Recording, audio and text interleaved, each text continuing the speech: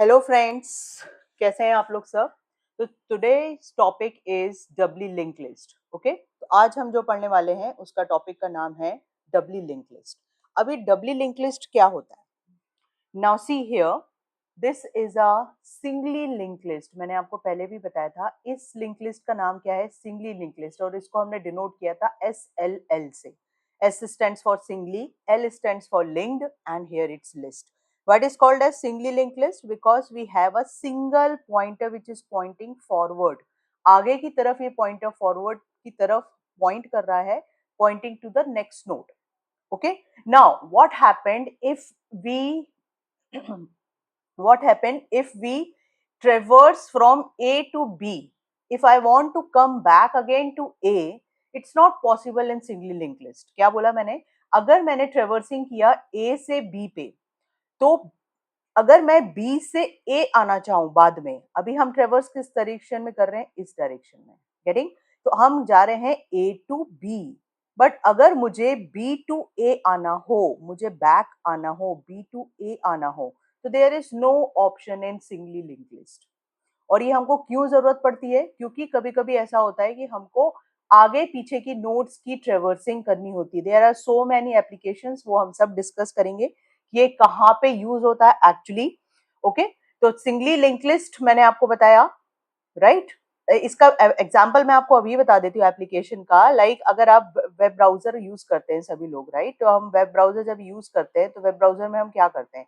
Web browser में हम आगे भी जाते हैं और हम पेज में पीछे भी आते हैं, है ना? तो यहाँ पे जब हमको फॉरवर्ड और बैकवर्ड पॉइंटर्स की जरूरत पड़ती है, तो वहां पे कौन फ्रेम में आता है? फ्रेम में आता है doubly link list. This is one of the application, real time application of doubly link list.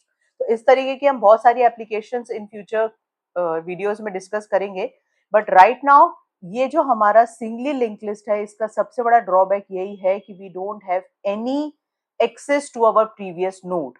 Okay, so for that purpose we need a concept that is called as doubly linked list. Now doubly linked list होता क्या है? Now see here, ये हमने अभी तक पढ़ा था कि node is divided into two part. So this is the data part and this is a link part, link to the next node. ये हमने पढ़ा था, right? But अगर इसी को हम तीन पार्ट में डिवाइड कर दें, ठीक है? So this is my data part, this is my forward pointer and this is my backward pointer. So इसका मतलब ये है कि जो हमारी डबली लिंक लिस्ट है, डबली लिंक लिस्ट का जो नोड होता है वो तीन पार्ट में डिवाइड होता है।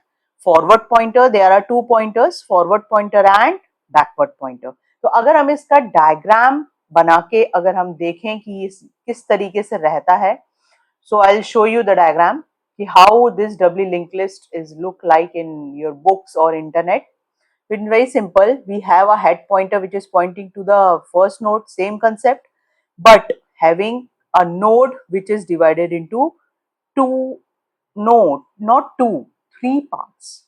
Okay, and here this is your back forward pointer, and here see this is again divided into three parts. It's again here and like that. So this is the structure of doubly linked list. Getting? Now अब concept ये आता है कि इसके next में कोई नहीं है तो यहाँ पे हमारा नल पॉइंटर आ जाएगा, इसके फ्रंट में कोई नहीं है तो बैकवर्ड पॉइंटर नल आ जाएगा। ओके, ये हमारा डेटा पार्ट है। फिर से मैं आपको बता दूं, ये हमारा फॉरवर्ड पॉइंटर पार्ट है, ये हमारा बैकवर्ड पॉइंटर पार्ट है। तो इसके बैक में कोई भी नोड नहीं है इसलिए यहाँ पे ये नल हो गया, इसके फॉरवर्ड में कोई भी नोड नहीं है इसलिए यहाँ पे ये नल हो गया।